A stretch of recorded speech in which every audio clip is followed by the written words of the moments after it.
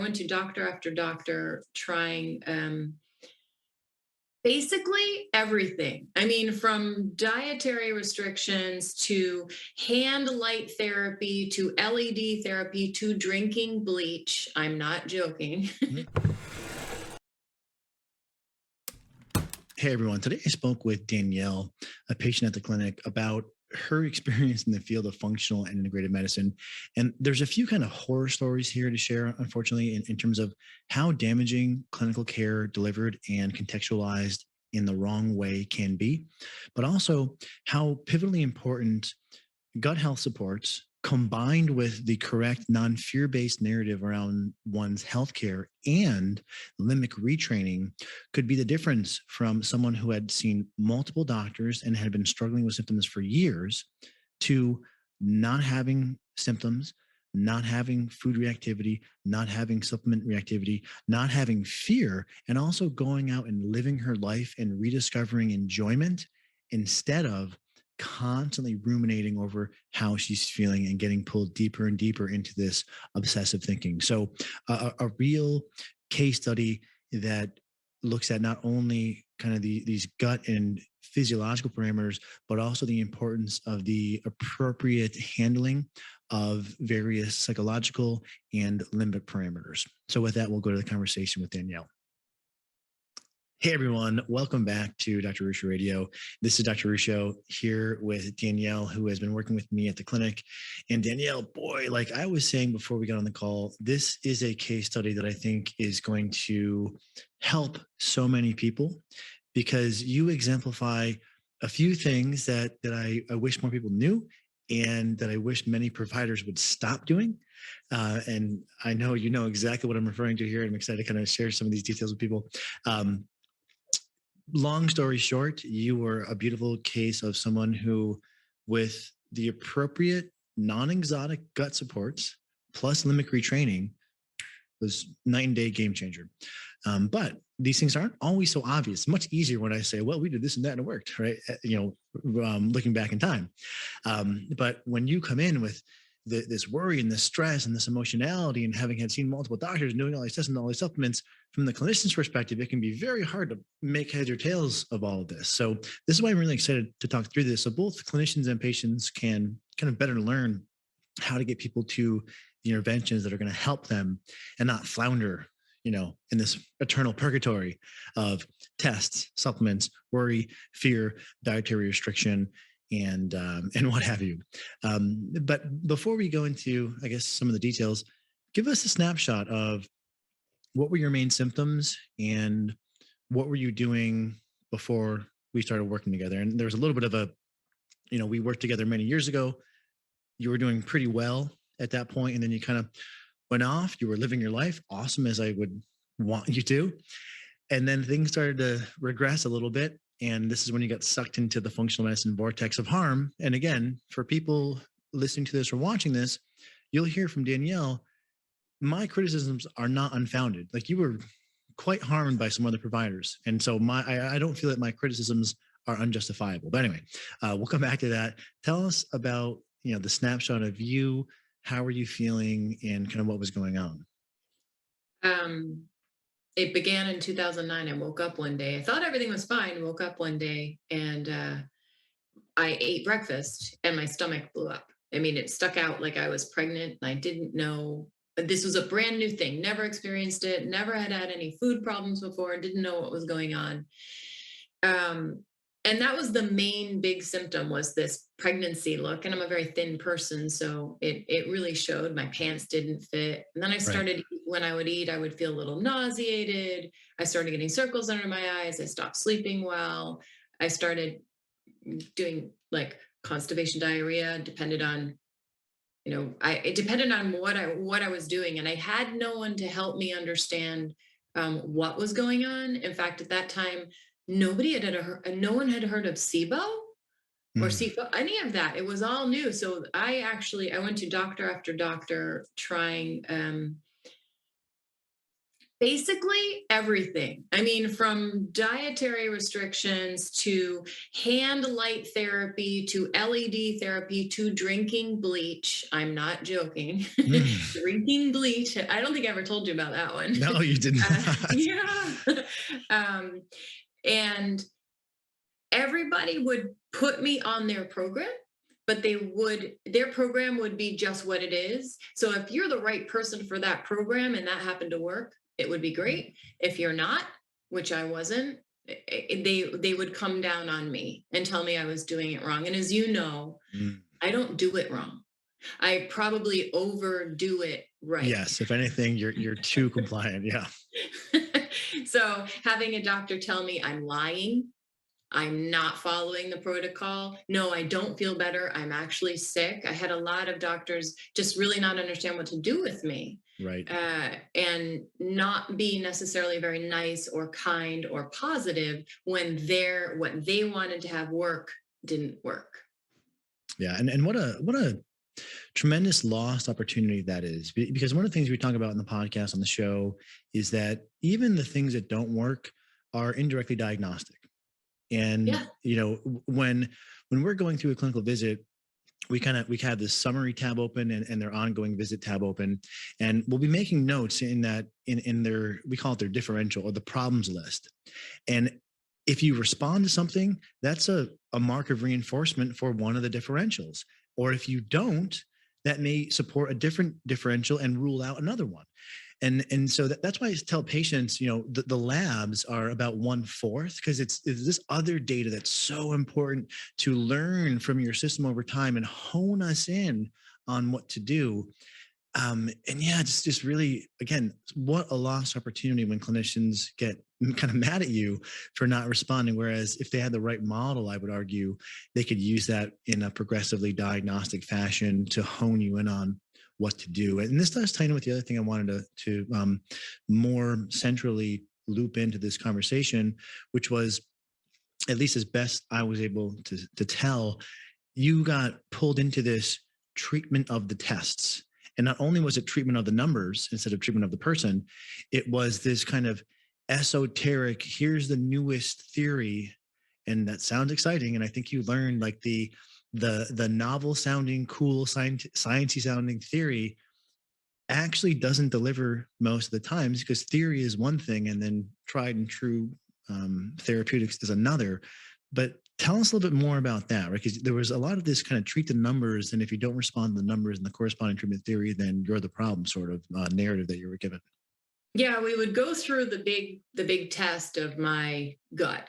And I've done a lot of testing over the years. Most recently, I think it's because more people are becoming aware, and I think there may even be more tests around Oh than yeah. in 2009. So now we get the test, we sit there and we look through each thing, and based on each little section, determine, well, this is a good supplement for you to take. Oh, this one based on this section. And with my most recent doctor, I actually remember sitting there saying, but I feel good. Like, why do you want me to take all this? And then also telling him, and I don't want to spend $800 a month on supplements, like that. I just don't want to. I Right. don't feel like I should need to. Because that's absurd. That's like a mortgage, right? But if you go through a test and you look line by line, you come up with a lot of supplements that are supposed to help each of these things, but it wasn't being factored in. I understand that the test says this, but if I am saying I feel good, I It's the can actually interpretation. eat that. Yeah. Yeah. There was poor interpretation. And I'm so glad that you say this, because just last week in the clinic, there was a patient who was very adamant about going through a line by line analysis of her labs. And I can understand, in defense of the patient perspective, I can understand how you do a lab and you look at the report and you say, well, I want to know what each one of these things mean and what we're going to do about each one, because I'm not feeling well. I want to make sure my doctor's not being lazy and not like stuffing all this data. But that's really not how this works. Now, if you think your clinician's lazy, don't work with that, right? Like there's a caveat here, but what's really important is looking at the most pivotal markers, pattern analysis, and correlation to the individual. And that's why oftentimes at the clinic, our remarks on labs will be very high level. this is just noise, and oftentimes you'll see a positive here or a low there. These things in and of themselves are not diagnostic or demonstrative of a trend, or yes, like this is a pattern, this is well identified, this means XYZ, and maybe we should do ABC. So yes, it's very important not to get kind of into this treating the numbers, right? This is exactly what it is, treating the numbers. But you pulled me back. I kept saying, but I want to look at this because I'm being told I'm sick. I want to know. I don't, because regardless of how I felt, we're taught everything's in the data. It's all in the data. It's all in the Right. test. Yeah. No, So we you did a have good job we had a little bit of a dance, and this is where the clinician has to learn how to give a little bit so as not to push you away, and yeah, so we had a little bit of a tango, and I may have stepped on your toes and vice versa a few times, but we were able to get through it and get to the other side. And barely, because I trusted you, because you never made me feel like I was crazy or I was lying, or I wasn't taking it seriously. And I'm glad you said seriously, because when you came in the second time, you fit partially this profile of someone who has a limbic imbalance, someone who seems to be very worried, concerned, and it also is highly reactive to food and supplements. And this is where either consciously and or subconsciously, the limbic system can be on overdrive, and therefore the immune system can be hypervigilant.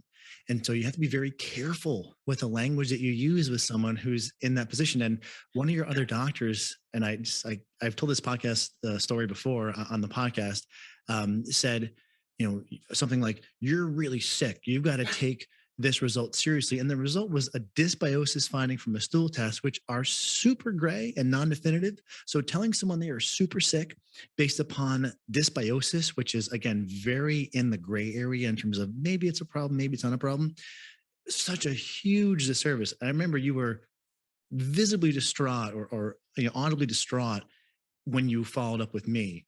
Tell us a little bit about that.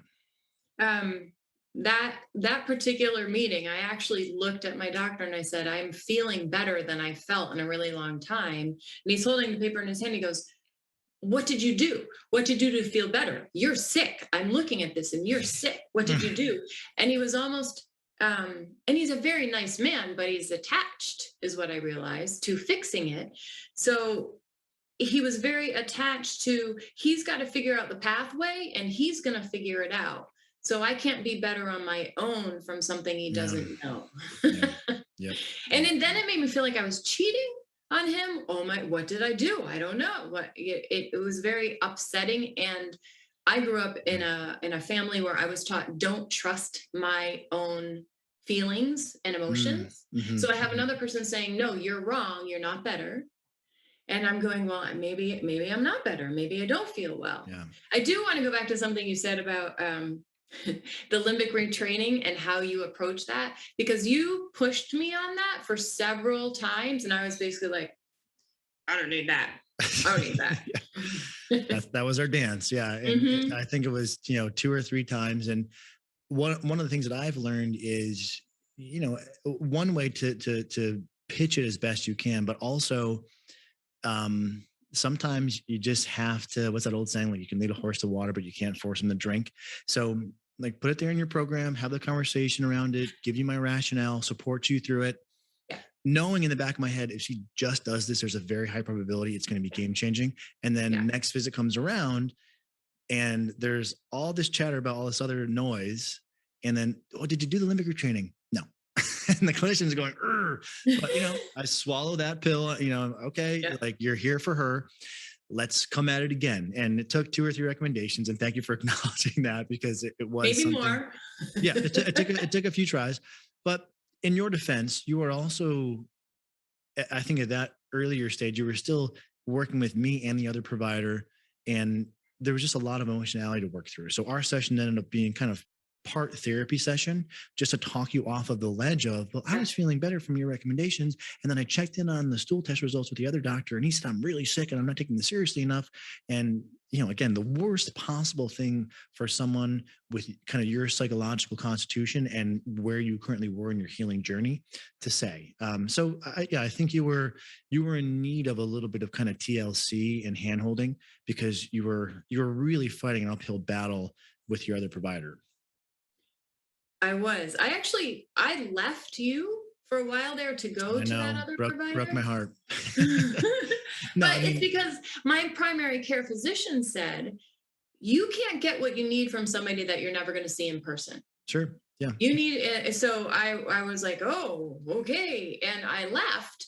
And I remember saying to her, "I actually really like him. I like what we're doing. It's working." And she's like, she advised me go to where you can go in person to somebody more traditional. And so I did yeah, because again, I listened to not my gut. I listened to what somebody is telling me right. different from what felt right to me. Yeah. And I like to think that at that point in time you were better. You weren't fully over the hump, but you had seen some improvement. And so I felt like, when someone's in that position, sure, like let them explore around a little bit because they're partially toward their goal. And hopefully Yeah. another provider can just give you that little bit of additional push to get you to your goal. That didn't happen in this case, but this is all part of the learning curve, right? Yeah. Um, I don't think you're going to make these mistakes again. And sometimes you don't know until you just try something. And who knows? Maybe there would have been something of merit that could have been discovered with a local, hands-on person. I try to be pretty good about telling someone when I think they need to do that and they need to go see a pelvic floor PT in person or have a physical assessment for abdominal adhesions or check in with their conventional gastro for a, colonoscopy or EGD. I'm pretty liberal about, yeah, go get the other perspectives. But, in defense of your primary care, there are zealots in all facets of medicine, and they may just have, been of a paradigm where they saw a lot of telehealth or alternative zealots, and so they were just trying to, keep you in the conventional paradigm. And she knew him and loved him. Yeah. But So for somebody like me who listens to what the doctor says almost to my detriment, it's a challenge to right, go with somebody who's not going to take into account anything that I'm saying. right, right. So let's go over to the things and we've already alluded to this, but that really moved the needle. We had to get you out of this kind of fear-based treating the numbers or treating the labs paradigm, Yep. and we got you on the probiotic triple therapy plus the gut rebuild and reparative nutrients. And that led to a notable increase. It wasn't able to resolve everything. And I do have a note in your chart that at a later date, you came off of those things just to kind of test it. And you notice you regressed a little bit. So that was a good signal for us. And I guess for patients, Mhm. a lesson, sometimes they freak out when they go off something and they regress. Oh my God, like, everything's going to come crashing down. Like, no, like this is good. We just verified, we established that this line of support was helpful. So that was good. Yep. And but it was really the emotionality and the limbic piece on the heels of that where we fully got you out of the woods. And I think part of that was you physiologically needed to do that, and then the other part of it was you weren't able to appreciate any progress because of the way you were just hyper focused on your symptoms. And even if you were 60% improved, and this is a tell for clinicians, if you're looking over the notes and someone has taken a huge step forward, but they say, but they're like, yeah, but I'm feeling terrible. But 4 out of your 6 symptoms are greatly improved. How are you labeling that as I feel terrible still? Oftentimes that's someone who's hyper vigilant and they're just focusing on whatever is not right instead of appreciating part of what is right. I was definitely believing that the better I did at the recommendations, minus limbic retraining, because we don't count that because that was me thinking you were telling me I was a hysterical woman, right? You never said that. But Right. my head went to, it's not in my head. If I could do everything really, really well, it was going to help. So even when I didn't have a reaction, I was still touching it, looking at it, making sure, documenting it in my head, which never gave me a break. It never gave Yeah. me a moment where I could go, that was actually okay. Because that was okay. Why was it okay? What did I do? How can I get back to having more be okay? That's not very Yes. relaxing. Yes. And in that same vein, enjoyment and other stuff in your life to do and pursue and to think about, there was just none of that. Yeah. And that was the other thing that was just so wonderful to see as these things fully hit. You were saying, oh yeah, like I forgot about it was a certain symptom or something that you had totally forgotten about. And I was like, yes, this is exactly what we want. We want you to be so focused on I'm doing better in the gym. And I believe it was CrossFit you were doing at the time, or Yeah, maybe still doing. Like, still doing. I'm doing way better at CrossFit. And the you that came in for follow-up visits was talking about other stuff Yeah. than just their health, which, there wasn't a lot of it, but that's really important narrative for the clinician to cue in on, which is like, yes, she's not just thinking about this all the time. She's now opening up and actually, interfacing with the world and living her life. And that's a huge, that's the wind in the sails that I think pulls you the rest of the way in a lot of cases.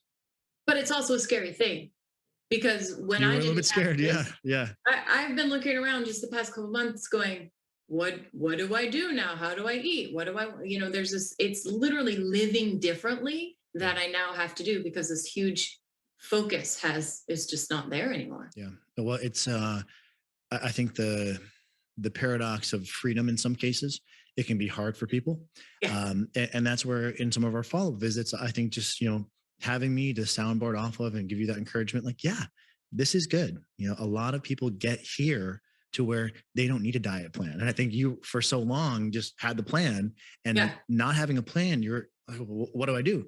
And, again, for clinicians, this is part of the reason why I really harp on, let's not be beating people over the head with restrictive dietary recommendations, because this is what we can inculcate in people. And so I'm again happy that you weren't working with someone who was going to say, well, I know you're feeling better, but that lab test from 4 years ago found some mild elevation of gliadin antibodies in dairy. So make sure you never have any of those. And also your MTHFR. So if you're ever going to the airport, make sure you check the labels. And if you ever see folate or folic acid, you can, like this, these little things do make a difference, because someone like you would follow all that and it would demonstrably impact their quality of life. Forever. Yep, exactly. Well, I think we've picked through a lot of the high level points. I mean, there's so much that we could unpack here. But is there anything else that you want to share with people? Thinking maybe about someone in a similar position as yourself, what would you want to say to them? For me, the limbic retraining was the final key. However, if I had done it 2 years ago, 3 years ago, it wasn't the time. I had to do this other work to get myself to a place where I could even take that in. I wouldn't have been ready. I wouldn't have trusted it, I wouldn't have approached it. But the limbic retraining was the kind of final piece for me. Right. And the crazy part about it was, in, what did I say, 2 to 3 days, I was eating almost anything I wanted and having barely any reactions, which is insane.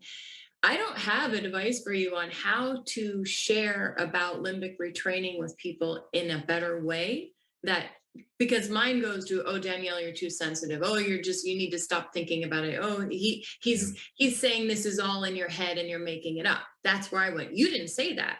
But I think that that's a place where things just have to be approached so carefully. Yeah, and it's always something that we're trying to find the best wording. Yeah. And the other challenge is we may have kind of at the clinic 4 to 6 different ways we can phrase this. And you try to predict, well, maybe phrasing 2 is going to go with this patient, and Right. sometimes it lands and sometimes it doesn't. And that's why I think with us, we had to try a few times before it landed. But if I'm being totally honest, pointing to this case study for people, I think is going to be hugely helpful. And That would be cool. we may even say, check out Danielle's conversation about limbic retraining, just to give you, a person to associate to, and kind of get I wish I had done this sooner, like maybe at month 1 instead of month 3 or 4. Right. But Or 5 or 6. yeah. But also in keeping with your earlier comment, sometimes you have to make certain mistakes, and that's just part of the learning process.